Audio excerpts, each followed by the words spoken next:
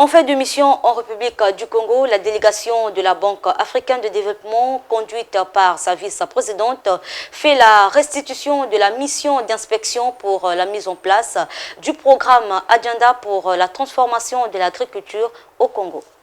En mission de haut niveau en République du Congo depuis une semaine, la délégation de la Banque africaine de développement, conduite ici par sa vice-présidente Atsuko Toda, a fait la restitution de sa mission aux autorités congolaises. Dans le cadre d'un programme ambitieux dénommé Agenda pour la transformation de l'agriculture au Congo ATAC, la Banque africaine de développement entend voir l'aboutissement de quelques principes, à savoir la mise en place d'une task force qui va coordonner et guider les activités du programme, la réforme de l'environnement des affaires afin qu'il soit propice aux petites et moyennes entreprises et le renforcement des capacités avec l'aide de l'Institut international de l'agriculture tropicale. Tout ceci dans l'objectif d'atteindre 2000 agriculteurs avec à la clé l'opportunité de doubler voire tripler la production agricole. Un modèle innovateur qui s'inscrit dans la continuité du projet PRODAC afin de développer des chaînes de valeur agricoles au Congo. Ce projet a pour objectif de développer des chaînes de valeur agricoles.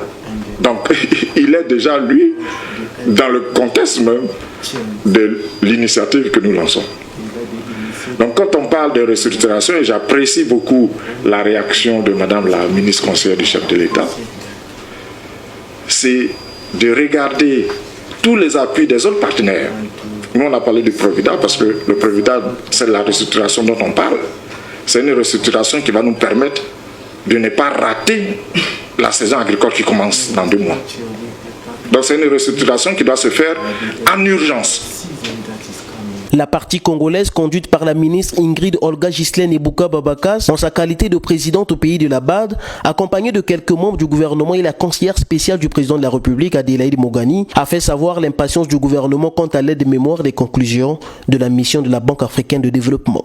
Le gouvernement est donc dans l'impatience d'attendre l'aide mémoire qui va repréciser chacun des axes de ce programme pour lequel un consensus se dégage déjà puisque ces conclusions sont faites à l'issue de discussions avec les différents ministres impliqués dans la mise en œuvre de ce futur grand programme. La République du Congo, qui importe la majorité de ses produits de première nécessité, trouve ici un partenaire sûr pour mettre fin à cette dépendance qui coûte cher au pays.